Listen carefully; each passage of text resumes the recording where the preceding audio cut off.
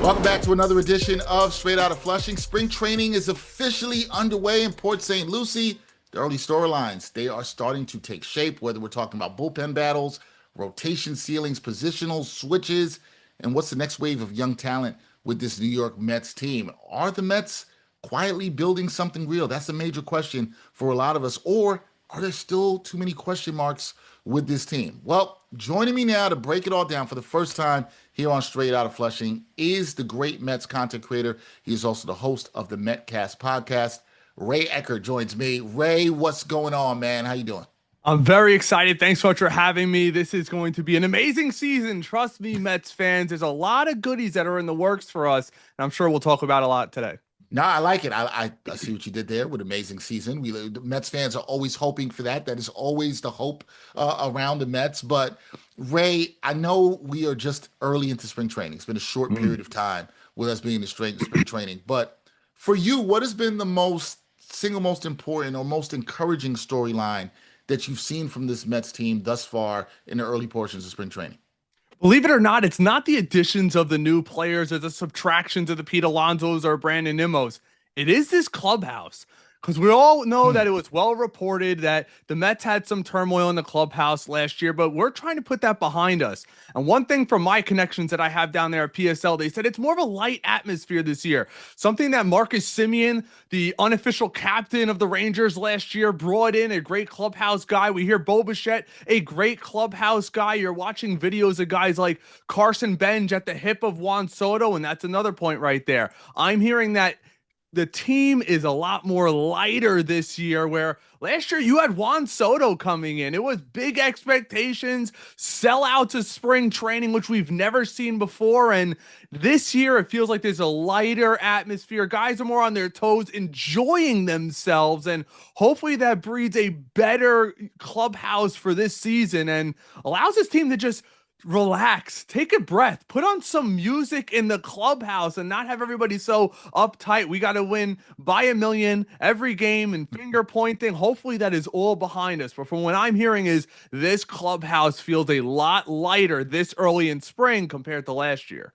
Ray, let me ask you this, because I think that matters, right? And you talked about just how last year with Soto coming in, you had all these expectations, but there still are, as you know, a lot of expectations on the Mets this season because of the way last season ended. It did not go down well. So do you think the lightness in that turnaround, or do you think that's very helpful with the heavy expectations that are still there? Because I don't know if you agree with me. I think the expectations is playoffs or bust for this Mets team. So how long till the lightness runs out, right? Because if they get off to a slow start, then they're going to start to feel it. Or do you think the lightness can help them overcome something by getting off to a slow start? If it was lightness with a young clubhouse, you might be concerned, but you look at the veterans. Marcus Semien's been around the block. Bichette was just in the World Series, and you look at a guy like Freddy Peralta. He led the rotation with the best record in baseball last year. A guy with a 2.7 ERA.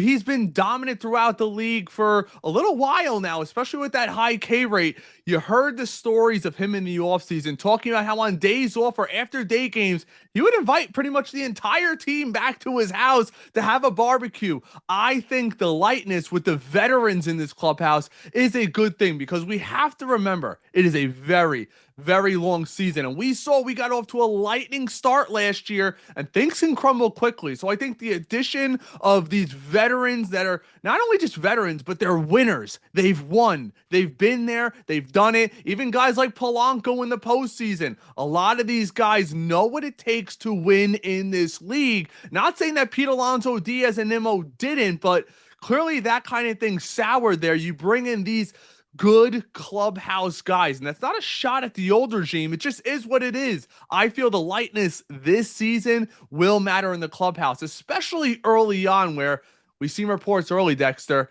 Supposedly, if the Mets get off to a bad start, there could be a managerial change. You hear all the rumors out there.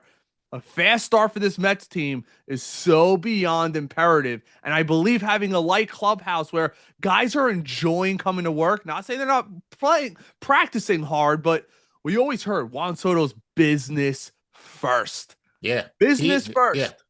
Yeah, he is. He is. I mean, you've heard that stuff too, but that is just the way he approaches the game, very businesslike. But listen, that doesn't mean I know you're not saying that, just to be clear. That's not a bad thing, that he is businesslike. But when you have different lightness around the clubhouse to counterbalance that, that could be a good thing. That I agree with you. I also think the Mets do need to get off to a good start because if not, it's gonna be a little dicey for things around Citi Field. Let's start by talking about a little bit with the team. I wanted to talk to you about the bullpen. Because you and I were texting about it last week, and we said like some parts of the bullpen maybe not being talked about, but we know how much of a question mark the bullpen was last year. Do you think the Mets right now have enough reliable arms, high leverage options at the back end of the bullpen? That's one part of my question. And two is a specific guy, excuse me, can't speak, specific guy I want to mention, Dylan Ross, right? Do you think he's a young arm that can force his way into meaningful high leverage innings this season? Do you think he's that guy that can help that back end of the bullpen? Well, I'll start off with the first question. Yeah. Yes, I do believe the Mets do. One thing we have to realize too, AJ Minter will be returning sometime in May this year. He was great for Atlanta in years before. ERAs in the twos, great against lefties. Brooks Raley's returning. You add a guy like Luis Garcia, who for me is a little bit under the radar move there. The Luke Weavers, the Devin Williams of the world. Yes, we could all sit here. I understand what Met fans are going to say. Well, he stunk last year for the Yankees. Yeah, I get it. 4.7 and change ERA. But we can't just discount his entire career, where up into his rookie year, never had an ERA over 2.5. And I believe in David Stearns that he can identify pitching. And that's one thing that he's done throughout his entire career, even going back to Milwaukee. Now, for your second part of your question, Dylan Ross, one of my favorite prospects that goes unspoken about. 25 this year, last year 54 innings pitched, 80 strikeouts with a whip of a 1.15 down in the minors, a 2.17 ERA. Now he's got to help with that walk rate, which I think he will, especially getting the lab with the Mets and the major league staff. But I got something for you, Dex. I think there's a good chance he could be pitching as an eighth inning guy as early as this year. He has touched 102 miles an hour in the past. He sits 96 and a half to 99 miles an hour. But when the adrenaline's going, this guy has shown how hard he can throw and how dominant his stuff could actually be. And one last tidbit, Brazoban. I actually think he's going to have a bounce back. When we go back to last year, the guy had a 1.36 ERA over his first 25 appearances for the first 2.5 months. And I believe the overuse got to him. I expect a bounce back season from him. So I like Brazoban. I'm glad you mentioned his good start to the season last year. It was great in the first 2.5 months, like you mentioned. I thought you're right. He did get worn down. He seems to be primed for a bounce back guy. I think people are forgetting about him a little bit. I think that's a really good name. I'm going to keep my eye on Dylan Ross. You said you think he could be an eighth inning guy. If Absolutely. He's throwing in the eighth inning to set up Devin Williams, and we can only hope. We can only hope that Devin Williams does not give us maybe some of the Devin Williams experience that they saw in the Bronx. We can only hope for that. If that happens, Mets bullpen, they could be cooking there. Let's shift to the rotation here, Ray, because, all right, you got a new frontline starter, ace, if you want to call him that, and Freddy Peralta here. He'll be in Queens for a full season. Right? What do you think that does for the identity and the ceiling of this pitching staff, just knowing that you'll have Freddy Peralta at the top of that rotation?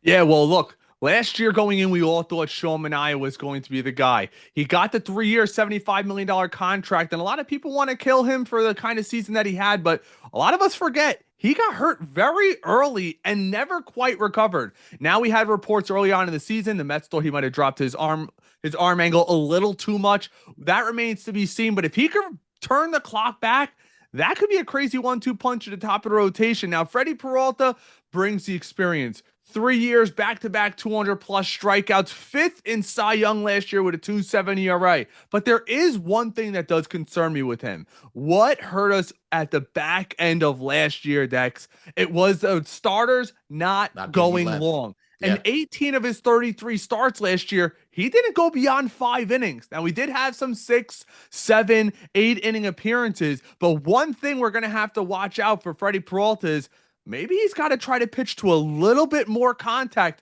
trust this middle of the defense that the Mets are bringing with the additions that they have, Gold Glove at second base. He's got to get further into games because going 5 innings pitch, which he's done a lot throughout the last couple years, is not going to help this team a ton. We need to see those 6 and 7 inning starts, which I think he will bring because he's looking for that massive payday, and being a great pitcher inquires that.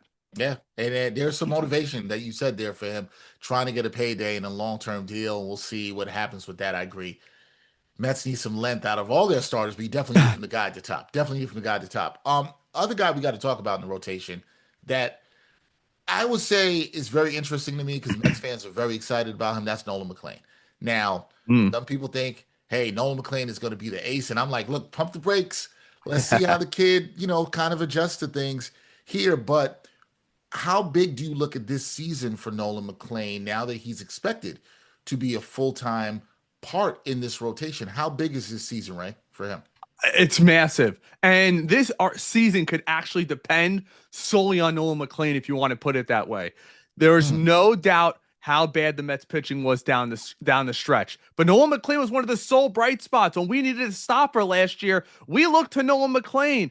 5 innings pitched or less, only 1 out of his 8 starts, 6+ in 4 of his 8 starts. That was great for the New York Mets down the stretch. We all see the spin rate. That is not going anywhere. Now, I could see early on maybe the league getting a little bit of a book on Nolan McLean and maybe catching up to him ever so slightly, but he's got such a crazy pitching repertoire that I think he'll adjust to anything. And I'm telling you, Dex, I'm with that initial crowd. I think when we are going into October next year, when the Mets are winning this division, in my opinion, there will be a legitimate argument as to who's going to be starting game 1 for the New York Mets. Whoa, wait. I thought you were going to say it with your chest, Ray. I thought you were going to go out and say it's going to be Nolan McLean starting game 1, first game of the playoffs for the Mets.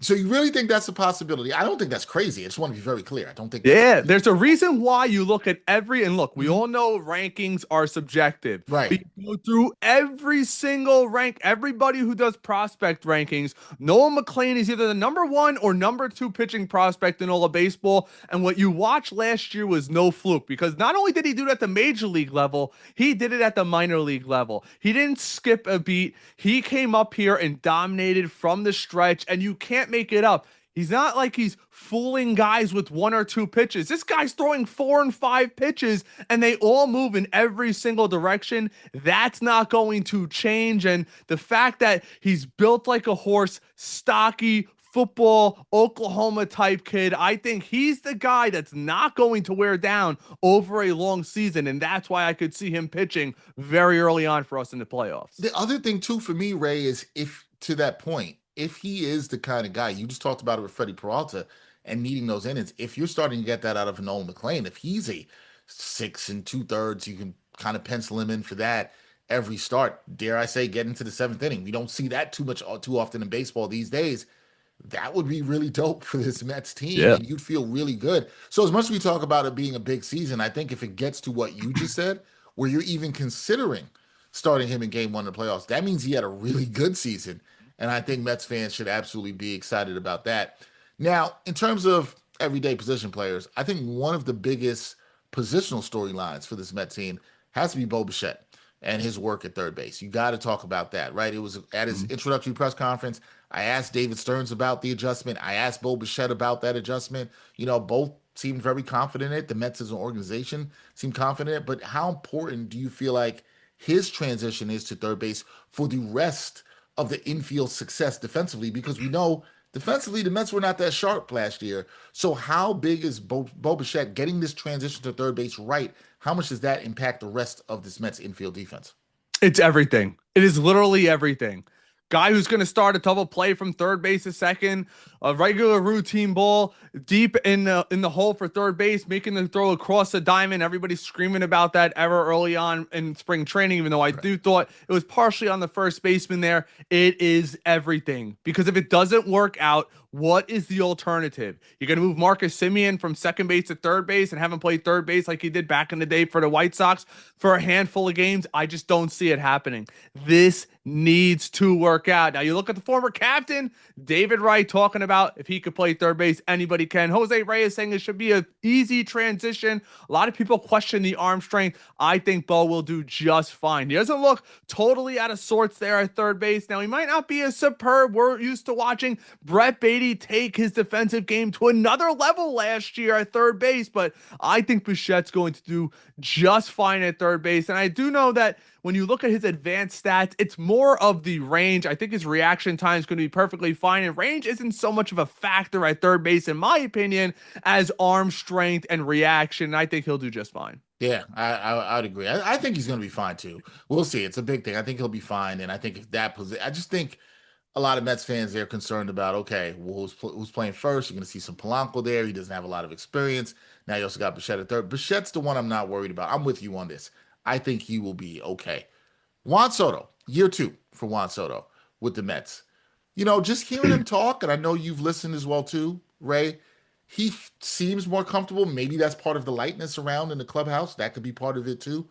What kind of season are you expecting from him? Because despite his slow start, he ended up having a pretty damn good season for the Mets. And do you think the best baseball for Juan Soto is still ahead of him while he's here in Queens? Absolutely. And not a lot of people are talking about it, Dex, but the ABS system is going to help out the greats of the game. I can't say it enough. Guys like Juan Soto that walk a ton might get called out on a strike that's a couple of inches inside, an inch off the plate here or there. That is no longer going to happen. And Juan Soto is going to be one of those guys that has the green light to use that challenge whenever he wants. On top of that, I think Soto wants that 40-40 season that he's been chasing. I know Richardson departed, the first base coach, had a big, helping hand to him, stealing a lot of bags, but I think Soto wants to prove there's no coach in the world that makes me great. I'm the reason what makes me great. And another thing that can't go understated is, regardless of how good of a season Pete Alonso had last year, teams were still pitching around Juan Soto. I actually think that's going to happen less with Bo Bichette because teams could still rely on Pete Alonso, the high swing and miss rate. Maybe not so much last year, but you go to the year prior where he hit in the low 200s, seemed to be swinging at everything. Him and Brandon Nimmo were doing that a lot. That's not going to happen with Bo Bichette. I expect big things from Juan Soto this year, and I actually think that Lindor is going to have even a better season than he did last year. Remember, he went through that slump for about 6 weeks. He couldn't put the ball in play. I'm wondering if that Jaime bone was bothering him early on, considering we've seen the reports that he was a little bit, he has this injury for a little while now. It's hurt. It doesn't hurt. I'm wondering if the cold and hot streaks, maybe that had an effect on it. So maybe Lindor getting a handle early on where he'll be ready for the start. We all hope for the season. Probably not. I'm expecting him to miss a week or two, but maybe he even has a better season, and that helps the entirety of the lineup. I'm with you. I expect Lindor. I hope he's ready for opening day. I'm not expecting it. I think you might see him 2 weeks after, and we'll see how that goes. 40-40 season for Soto this year. Are you willing to say that? Put that in 40-40 for Soto? Yeah, what was he? 2 stolen bases short last year, and he had a terrible start. The comfortability, Bo Bichette hitting behind him, Polanco, and I'm telling you, Brett Beatty is going to light it up this year. The Mets are going to have to find a place for him to play. A guy who looks confident out there, Dex. I'm expecting 40-40 from Soto. Absolutely. All right, 40-40 from Soto. I like that, putting it there. Okay, you mentioned Brett Beatty. He's going to be involved in a positional battle. He potentially could get time in right field. The Mets, you think he's going to hit. The Mets have to try to find a home for him. There's been some interesting positional battles on this team, right? Whether it's in the outfield, the bench, in terms of roles right now. Which players, if it could be Brett Beatty, that could be the answer here. Which player or positional battle are you watching the closest right now? I'm looking to see how well Jorge Polanco transitions at first base. I'm a real believer that Brett Beatty will be a plus defender at first base. A lot of Met fans forget. Before Pete Alonso signed Valentine's Day, what did the Mets announce? Mark Vientos and Brett Beatty were picking up first base gloves, so they have a little bit more experience than even Polanco does at first base. I think Polanco at the end of the day is going to end up being more of a designated hitter, and I think Brett Beatty is going to be taking over full-time eventually at first base. Now, I will say this. A lot of people keep bringing up right field. I would be stunned if Brett Beatty gets a lot of time in right field. Listen, he's nursing a hamstring right now. How many reps could you tell me he's taken in right field throughout his career? It's not like down in the minors where they had him working out in left field, working out at second, working out at third, working out at first. He's never played right field. And from anybody who talks to the outfielders like I have, the ball comes off different in every part of the field. That's a big reason why Juan Soto wanted to play right field for a while, because he was more comfortable the way the ball came off the bat. Some people just have preferences, and I'd be stunned if Brett Beatty's going to learn to play right field while at the major league level. I find that very hard to believe. So I actually think he'll be pinpointed to be the Jeff McNeil. He'll maybe even play a little bit of shortstop. We heard Mendoza mention it last year, backup shortstop. Do you feel comfortable with Beatty at shortstop? And Mendoza, iterated that he was. So maybe he gives everybody a day off here or there and ends up playing a lot of first base. Yeah, and listen, and look, Beatty was solid. His defense improved. He was solid at third last year. Obviously, not going to be there now with Bichette, but he was solid. I'm curious, just in terms of position battles, who do you want to see in right field? Are you a guy's like, hey, I want to see Carson Bench take this thing. I want to see him take the position. Is it somebody else? Who do you want to see out in right field for the Mets? If it's not Carson Bench, Dex, I will be livid, and I'll tell you why. You cannot tell me Tyrone Taylor in right field. You just cannot. You're not trying to see it anymore. I hear you. Think about it. Him, AJ Ewing's not making this team. Jared Young, we've been there. We've done that. The guy always plays well in the minors and spring training. Shout out to him. Another spring training home run. Have him for depth at the AAA level. It needs to be Carson Bench. And I want to preface this to Mets fans too. If he's the day one starter, you got to give him at least a month and a half in right field before you write off a guy like that. Us Met fans, including myself as well, if you're not performing right away, we want you out of here. That's typically how we are, but you got to give the kid a chance to adjust, and I think it might take a little longer than we expect. Patience is interesting with Mets fans. It's also interesting with prospects who are outfielders. That hasn't always worked out well for the Mets throughout their history. We know this. That hasn't always worked out well. I do think you're right. You got to give him a shot. I'd like to see Carson Bench take it. You and I know this both. The organization is very high on Carson Bench. I think they think he can win this job.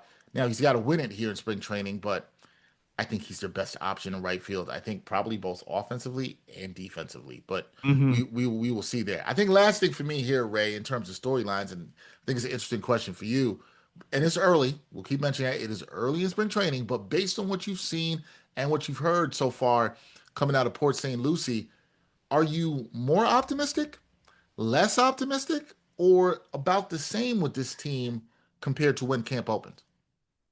Compared to when camp opened, I'm definitely more optimistic as you're talking to this year. I was worried about the clubhouse. I'm not going to lie. I know a lot of people could say, well, back in the day, not everybody loved each other. But when it was a big storyline from the year prior, everybody's watching. And let's be honest, the media is asking like crazy. What happened with, the clubhouse? It was Pete Alonso an issue, Jeff McNeil, Lindor, everybody. But I was looking for positivity coming out of camp. And another name that can't go understated is look at Christian Scott mowing down this lineup. I know it's early, but another unforgotten guy who was pretty much the number 2 overall prospect for the Mets just a couple of years ago, out all of last year with Tommy John. Another guy we could look to who, little tidbit for you, I think he gets called up before Jonah Tung does this season. So we could be looking at an opportunity for a guy like Christian Scott. I think this team has more depth, especially when it comes to pitching.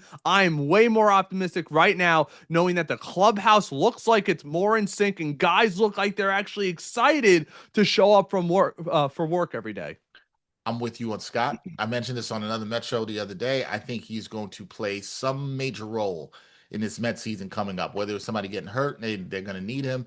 I like this stuff. I liked his moxie when we saw him a couple of years ago before the Tommy John surgery. I think he's going to play a role. I don't think that prediction's that crazy in terms of him coming up before Jonah Tung. So we'll see. Mets have some depth. They feel all right, Ray. They feel like things could be a little bit more sustainable than we've seen in Flushing recently. That is the hope. But there's some good storylines coming out of Mets camp right now. We'll see how things are. Still very early. We'll see how things progress.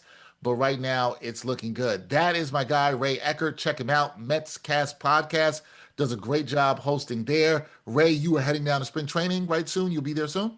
Absolutely. I'll be there the first and second week of March, and I'm super stoked to watch the Mets kick some Yankees butt once I get down there. You were there specifically for that. That's going to be good. Of course. Hey, I would not expect anything less. That's Ray. Please check him out. Go follow him, support the podcast on all social medias. Ray, I will talk to you when you're down in spring training. We will talk. I'll definitely have you back on the show. Thank you for joining me here on Straight Outta Flushing for the first time, and we'll definitely do it again. Absolutely. Let's go Mets. God bless. All right. Yep. Let's go Mets, and we'll catch everybody next time in another edition of Straight Outta Flushing. Peace.